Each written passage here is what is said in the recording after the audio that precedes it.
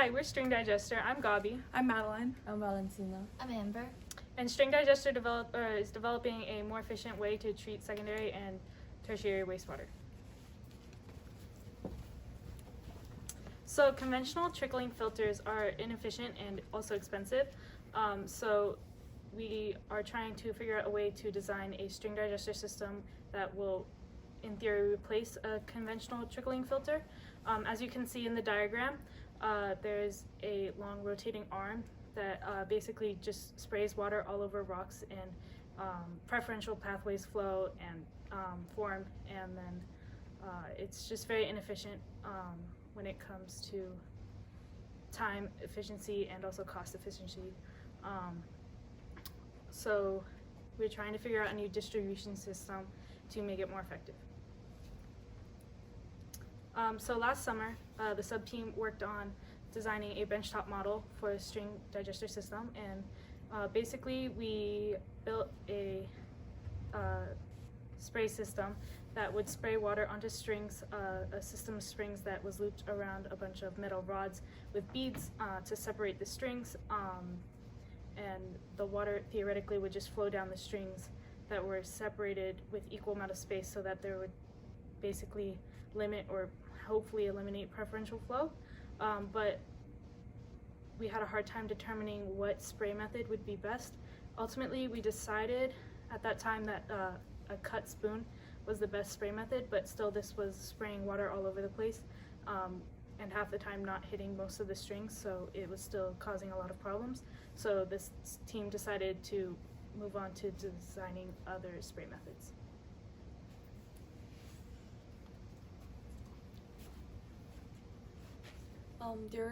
During the summer, the sub-team optimized the string spacing, and we decided to move forward with this method as having 5mm base on the steel rod as standardization. And earlier this semester, we replaced the old wooden base with a new, less degradable material. What we can take away from here is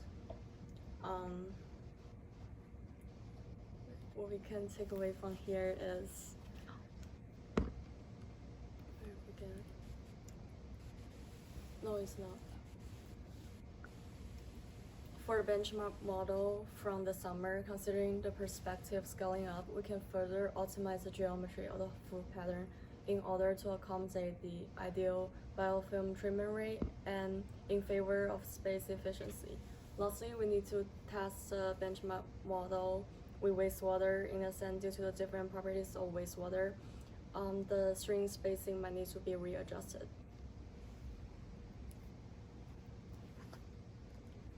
Last semester, the sub-team began to test with capillary action. Since it allowed a slower flow rate on the order of the rate we were aiming for 10 microliters per second for each string. We revisit this method this semester since during the spray experiment, we encountered the problems like preferential flow and minimizing the orifice size. Therefore, with the capillary action, we are able to achieve slower flow rate without the risk of cloggings. By varying the number of string in each set of string wall and the length of string, we are able to control the flow rate. For a whole system, a tipping bucket is expected to be combined with a tipping bucket is expected to be combined in order to achieve an equilibrium position to keep the flow rate relatively constant. With capillary action, preferential flow problems are largely eased. However, an ideal flow rate might not be attained if we are testing the device with wastewater or biofilm. Therefore, due to the inefficiency of capillary action, we might need to move forward with the spray experiment. And Madeline will talk about the spray experiment. So after testing a bunch of round tubes and tubes that were flattened, we ended up deciding that a square deflector tube was the best for creating a spray.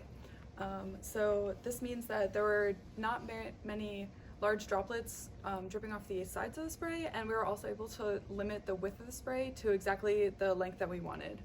And so Next, we fabricated this square deflector tube so that we could easily vary the angle from the horizontal, which we measured down, and we could also see whether the impact location on the square deflector changed the flow. So using this model, we created a whole system for our string digester. So we used the string matrix from last summer and combined it with the inlet cylinder and our new square deflector, which had the exact same width as the wall of strings that we were testing with. So this semester we focused on changing 3 variables that affected the spray. We changed the height of water in the inlet cylinder, which would then change the flow rate that hit the deflector plate.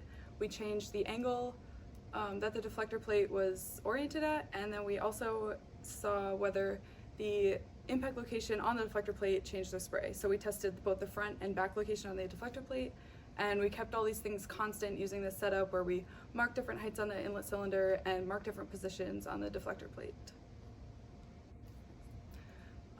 So these, for each combination of results, for the height of water in the tube, for the deflector angle, and for the impact location, we took a picture and compiled all these results into this one picture where we could compare and visualize how the different sprays formed. So as we noticed, the sprays at the front locations each looked much better than the sprays at the back location for each height and angle. And we thought that spray at 60 degrees, height 2, and the front location looked the best because the spray was flattest, had the least amount of water dripping off the sides, and was the most uniform. So that's the spray that we thought looked the best.